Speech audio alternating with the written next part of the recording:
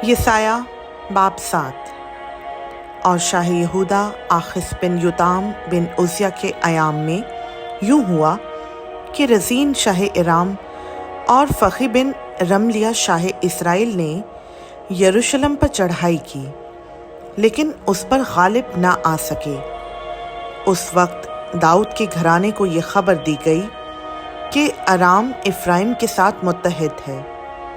बस उसके दिल ने और उसके लोगों के दिलों ने यूं जुम्बिश खाई जैसे जंगल के दरख्त आंधी से जुम्बिश खाते हैं। तब खुदावंद ने यसाया को हुक्म किया कि तू अपने बेटे शियार याशूब को लेकर ऊपर के चश्मा की नहर के सिरे पर, जो धोबियों के मैदान की राह में है, आखिस से मुलाकात कर और उसे कह, खबरदार हो और बेकरार ना हो।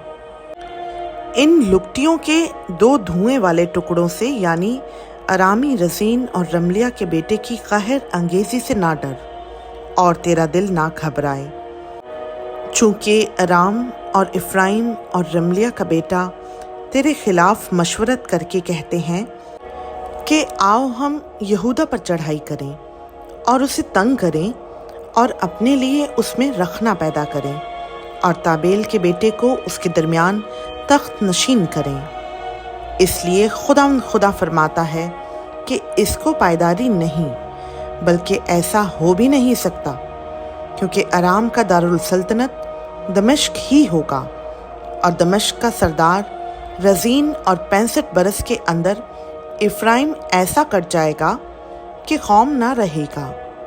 इफ्राइम का भी दारुल सल्तनत सामरिया ही होगा और सामरिया का सरदार रमलिया का बेटा। अगर तुम ईमान ना लाओगे तो यकीनन तुम भी कायम ना रहोगे।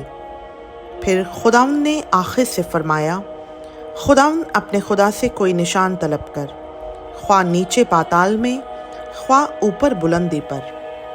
लेकिन आखिस ने कहा कि मैं तलब नहीं करूँगा और खुदावंद को नहीं आजमाऊँगा।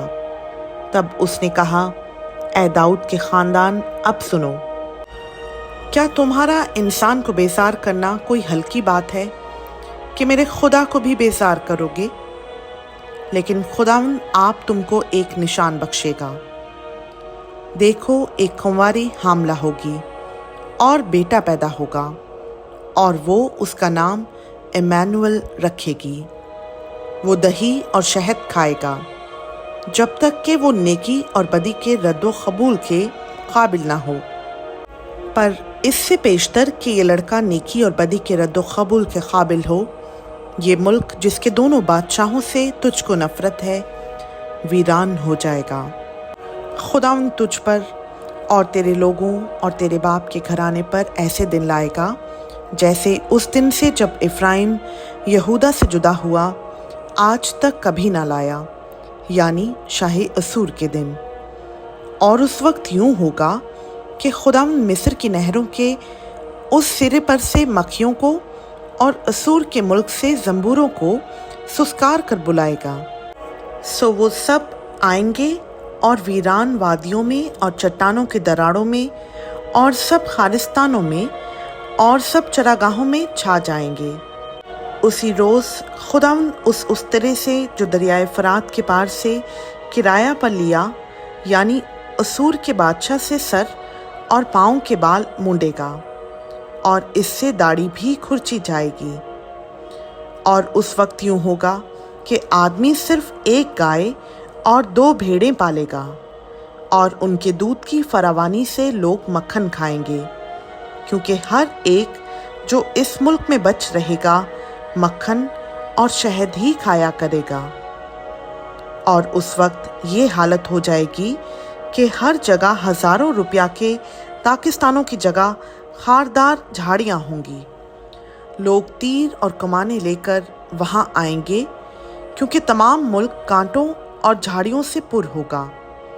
मगर उन सब पहाड़ियों पर जो कुदाली से खोदी जाती थीं, झाड़ियों और कांटों के खौफ से तू फिर ना चढ़ेगा, लेकिन वो गाय बैल और भेड़ बकरियों की चरागाह होंगी।